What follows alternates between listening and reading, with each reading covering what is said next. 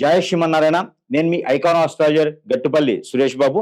శ్రీ భక్తి మార్గం ఛానల్ ప్రేక్షకులందరికీ కూడా జయ శ్రీమన్నారాయణ. అయితే మనకి ఈరోజు ఉన్నటువంటి గ్రహాల యొక్క స్థితిగతులు, ఈ గ్రహాలు అతిపెద్ద గ్రహాలైనటువంటివి గురువు కావచ్చు, శని కావచ్చు, రాహుకేతులు కావచ్చు. ఎప్పుడో 16 మాసాలకు ఒకసారి మారుతూ ఉంటారు. అలానే చిన్న చిన్న గ్రహాలు ఉంటాయి. అది బుధుడు, శుక్రుడు, అలానే రవి, ఇవన్నీ కూడా మాసానికి ఒకసారి, 40 రోజులకు ఒకసారి మారుతూ ఉంటారు. మండలం అంటారు. అలానే చంద్రుడు 3 రోజులకు ఒకసారి మారుతుంటాడు. అయితే ఇది అతిపెద్ద గ్రహం అయినటువంటిది బుధ గ్రహం. అలానే ఈ బుధ గ్రహం 40 రోజులకు ఒకసారి మారినా ఈ గురు గ్రహం ఉంటుంది. ఈ గురు గ్రహం కూడా చాలా అతిపెద్ద గ్రహం అన్నమాట. ఈ గురు గ్రహం మారిన ప్రతిసారి కూడా మనకి పుష్కరాలు, నదులకి పుష్కరాలు కూడా ఆరంభమవుతూ ఉంటాయి. అది ఒక్కటే మనకి సూచనగా మనం గుర్తుపెట్టుకోవచ్చు. అయితే ఈ గురుగ్రహం, అతిపెద్దైనటువంటి గురుగ్రహం కూడా ఇప్పుడు మిథున రాశి నుంచి కర్కాటక రాశికి సంచరిస్తూ ఉంది. ఇది 2026 సంవత్సరం జూన్ 2వ తారీఖున ఉదయం 4:55 మిథున రాశి నుంచి కర్కాటక రాశికి గురు సంచారం అనేది అవుతుంది. ఆ తదుపరి రెండు రోజుల్లోనే, అంటే 3వ తారీఖు రాత్రి, అంటే 4వ తారీఖు ఉదయించే లోపున శుక్రుడు కూడా సంచరిస్తూ ఉన్నారు. అదే 14వ తారీఖు మరలా జూన్ 14వ తారీఖు రవి కూడా సంచారం జరుగుతూ ఉంటుంది. అంటే ఏకదాటిగా ఈ మూడు ఈ మూడు గ్రహాలు కూడా మనకి ఈ జూన్ మాసంలో మారడం అనేది అతిపెద్ద సంక్షోభం అన్నమాట. అంటే ద్వాదశ రాశుల వారికి మిశ్రమం, అలానే గోచార ప్రకారంగా చూసుకున్నప్పటికీ కూడా, దశ అంతర్దశల్లో చూసుకున్నప్పటికీ కూడా వారికి మిశ్రమ ఫలితాలు, అశుభ ఫలితాలు, మధ్యస్థంగా ఉండేటువంటి ఫలితాలు లేదా శుభ ఫలితాలు కూడా మనకి సూచిస్తూ ఉంటాయి.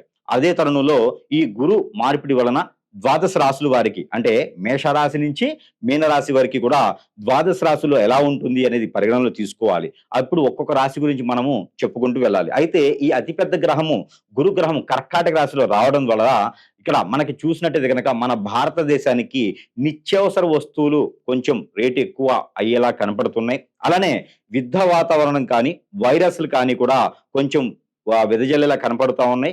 ఎవరైనా ఎక్కడైనా సరే ఈ నదుల స్నానానికి వెళ్ళేటప్పుడు కనుక ఖచ్చితంగా ప్రికాషన్స్ తీసుకొని వెళ్ళవలసిందిగా మనవి. లేదు అంటే కనుక ఖచ్చితంగా మనకి అది జ్వరంతోనో జలుబుతోనో మొదలయ్యేసి అది ఎక్కడ దాకో దారితీస్తుంది. అనారోగ్యంగా ఉన్నవారు, ఇమ్యూనిటీ పవర్స్ లేనివారు, పెద్దవారు, ముసలివారు, ఆరోగ్యం సహకరించని వారు ఇలాంటి నదుల స్నానానికి, ఇలా జనారణ్యంలో వెళ్ళకపోవటమే చాలా ఉత్తమం. ఊరిలో కాదు, మన ఇంటి పైనోళ్ళు, కిందోళ్ళు, పక్కనోళ్ళు, వెనకోళ్ళు, ముందోళ్ళు వెళ్తూ ఉంటారు.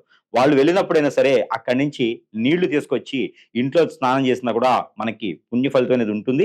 అలానే పెద్దలకు చేయాల్సిన కార్యక్రమాలు ఉన్నాయి కదా, పుష్కరాలను చేయాలి కదా అంటారు. కావచ్చు, కానీ పుష్కరాలు చేయాలి అన్నప్పటికీ కూడా ఈ పెద్దల కార్యక్రమాలు మనకి తర్పణం అనేది ఆ పుష్కరాల సమయంలో ఇంటి వద్దనైనా, బ్రాహ్మణత్వముల దగ్గరైనా, లేదా శివాలయాల ఆలయాల్లో అయినా సరే మనం తీర్చుకునే దానికి అయితే అర్హత ఉంటుంది.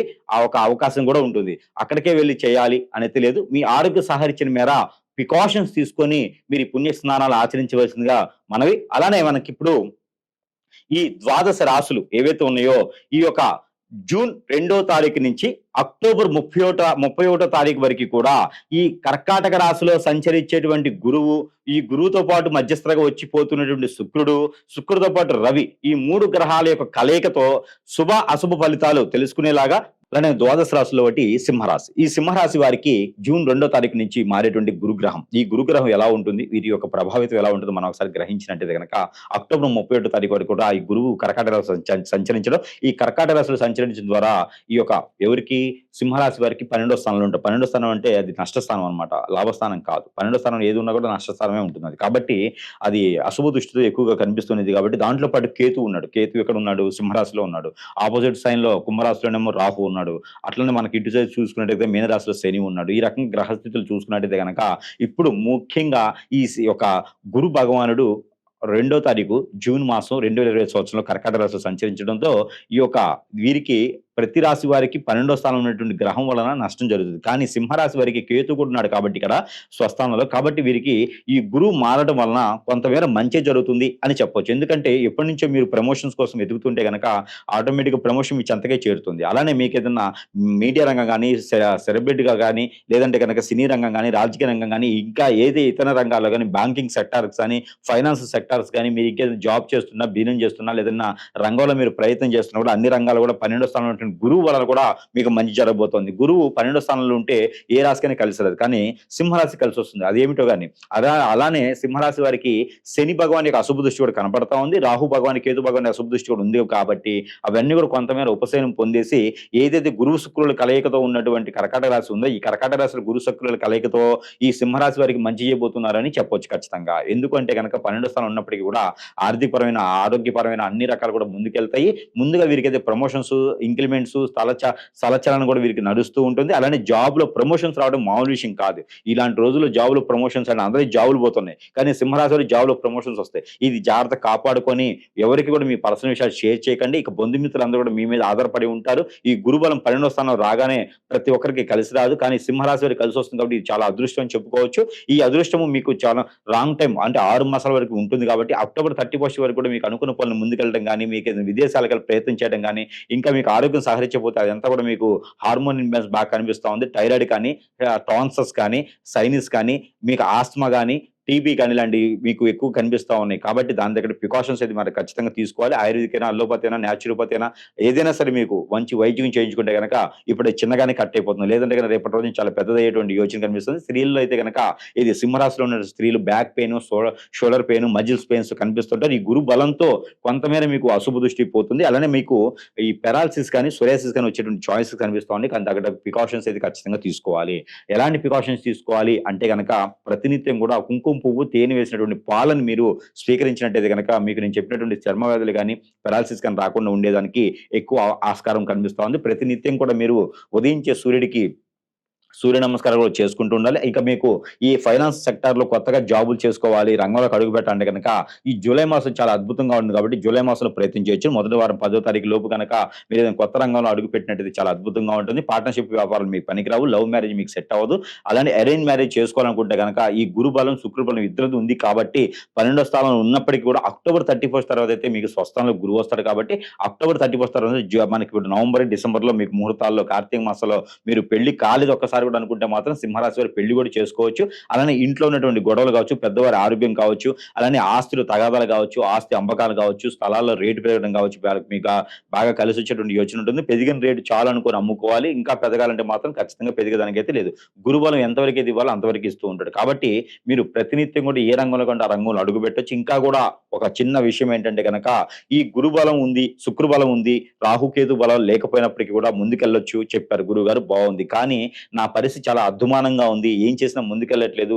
అందరు గురువులేమో సింహరాశి బాగుందని చెప్తున్నారు. మరి నాకేం అర్థం కావట్లేదు. టీకి కూడా డబ్బులు లేవు. మరి ఏం చేయాలో పరిస్థితి అంటావు. ఎక్కడైనా మీరు గుర్తుపెట్టుకోవాలి. మీకు ఉండేటువంటి మంచితనం కావచ్చు, చాకచక్యం కావచ్చు, చలాకితనం కావచ్చు, అందరిని ఆకట్టుకునే తత్వం కావచ్చు, మనవాళ్ళని ప్రేమించే గుణం కావచ్చు, ఆప్యాయత, అనురాగం, ప్రేమ, అనురాగం గొప్పగా విశేషంగా ఉంటాయి మీ దగ్గర. అలానే ఎవరికైనా సహాయం చేసే జాలి గుణం కావచ్చు, ఎదుటి వాళ్ళు బాగుండాలనే తత్వం కావచ్చు, ఇవన్నీ కూడా మీకు చెడునిస్తా ఉంటాయి. మీ చుట్టూ ఉండేవారు మీ మీద శత్రుత్వంతో మీ మీద దండెత్తేసి హిప్నటిజమో, బ్లాక్ మ్యాజికో, వశీకరణం, బాగలముఖి, భానుమతి, యక్షిణి లాంటి క్రియలు చేపిచ్చేసి మిమ్మల్ని అష్టదిబ్బందులు పాలు చేస్తుంటారు. దానివల్ల మీకు జాతక ప్రకారంగా కాకుండా ఇలా ముందుకు వెళ్ళలేని పరిస్థితి ఉంటుంది. కాబట్టి ఆగస్టు, సెప్టెంబర్ లోపల మీరు విదేశానికి వెళ్ళట్లేదు అంటే మీ మీద చెడు క్రియ జరిగిందని. జూన్, జూలై లోపల మీరు ఏదైనా వ్యాపారం చేయలేకపోతే, మీకు ఇంకా నిలదొక్కలేకపోతే మీ మీద చెడు క్రియ జరుగుతుందని. ఇంత 22, 23 సంవత్సరాలు వచ్చిన పెళ్లి కాలేదు అంటే గనక మీకేదో చెడు క్రియ జరిగిందని. గమనించండి, ఆలోచించండి. మీకు పితృదోషాలున్నా, కాలసర్ప దోషం, నాగదోషం ఉన్నా పరిహారాలు చేసుకుంటే పోతాయో కానీ చెడు క్రియలు జరిగితే పోవాలి. అలానే ఏ రంగంలో ఉన్నా కూడా ఇలాంటి చెడు క్రియలు జరుగుతూ ఉంటాయి. కాబట్టి అలాగే జరిగిన చెడు క్రియలు పోవాలంటే మనకు మనంగా చేసుకోవడానికి ఏముండదు. ఎక్కడైనా గురువు గారిని సంప్రదిస్తే గనక పరిష్కార మార్గం చూపించే విధంగా ఉంటుంది.